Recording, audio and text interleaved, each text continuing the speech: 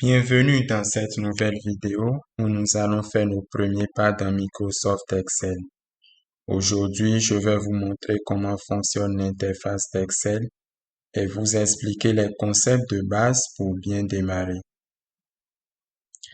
Excel est l'un des outils les plus puissants pour organiser, analyser et présenter des données. Que vous souhaitez suivre votre budget personnel, créer des rapports professionnels ou encore analyser de grandes quantités de données, Excel est l'outil qu'il vous faut. Par exemple, vous trouvez là un budget personnel.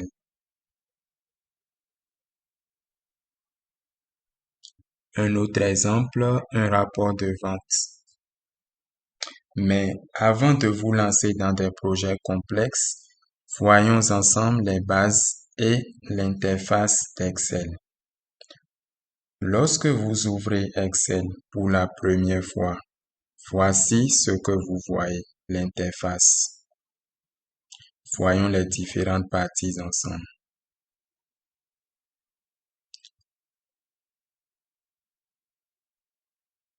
Donc, nous avons la barre de titre.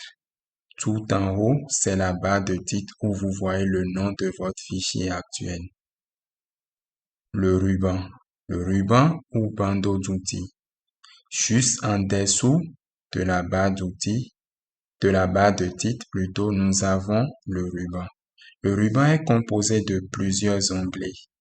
Fichier, accueil, insertion, mise en page et bien d'autres. Chaque onglet contient des groupes d'outils et icônes pour formater, insérer des objets, créer des formules, etc.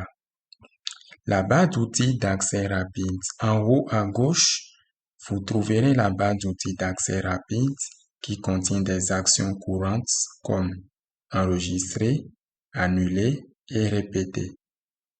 Généralement, on utilise CTRL-S pour enregistrer, CTRL-Z pour annuler. Vous pouvez la personnaliser selon vos besoins. Les feuilles de calcul. Tout en bas, vous avez les feuilles de calcul.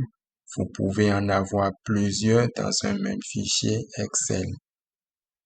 Elles sont toutes visibles dans cette zone appelée bandeau des onglets.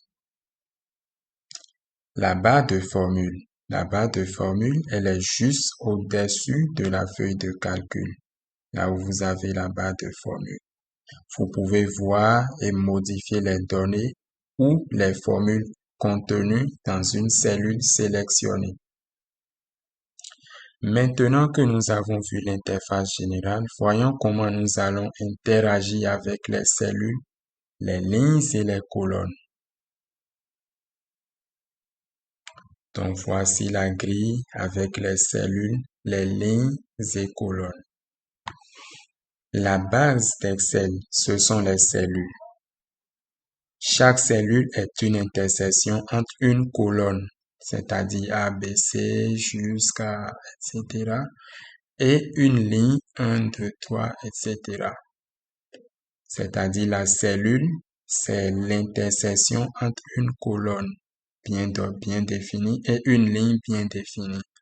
Cela permet à chaque cellule d'avoir une référence unique. Par exemple, la première cellule en haut à gauche est A1. A, colonne A et 1, première ligne. A1.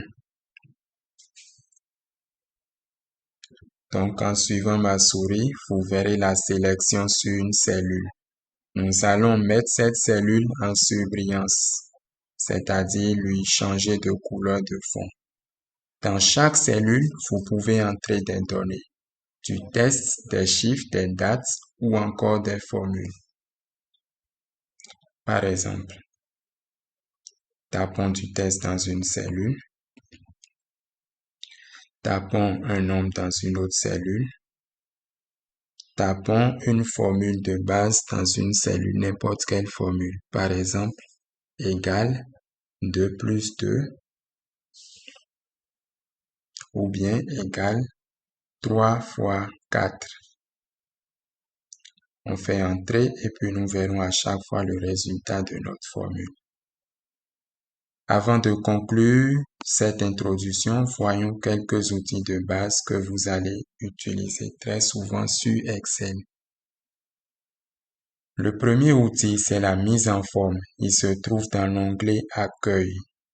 Vous avez les options pour mettre en forme vos cellules, comme changer la police, la taille du texte ou la couleur de remplissage, comme nous l'avons vu tout à l'heure, la surbrillance. Changeons la couleur de la cellule, ajustons la taille de la police. Deuxième, l'alignement. Vous pouvez aussi ajuster l'alignement du texte dans les cellules, comme entrer les données, les aligner à gauche ou à droite ou au centre de la cellule.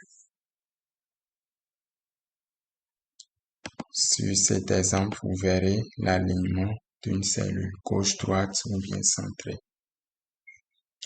Troisième, le format des nombres. Un autre outil pratique est le format des nombres. Vous pouvez afficher des nombres en différentes façons, nombres simples, pourcentage, devise, etc. Par exemple, changeons un nombre en pourcentage ou bien en devise. Astuce rapide. Si vous voulez élargir une colonne pour voir toutes les données qu'elle contient, placez simplement votre curseur entre deux colonnes et double-cliquez là-dessus. Excel ajustera automatiquement la largeur de la colonne. Voyons un exemple. Voilà cette introduction à l'interface et aux bases d'Excel. Dans la prochaine vidéo, nous allons explorer plus en détail comment manipuler les cellules et organiser vos données. Alors, n'oubliez pas de vous abonner et d'activer la cloche pour ne pas manquer la suite. Si vous avez des questions ou des points à clarifier, n'hésitez pas à laisser un commentaire sous cette vidéo. À très bientôt pour notre prochain tutoriel. Merci d'avoir regardé.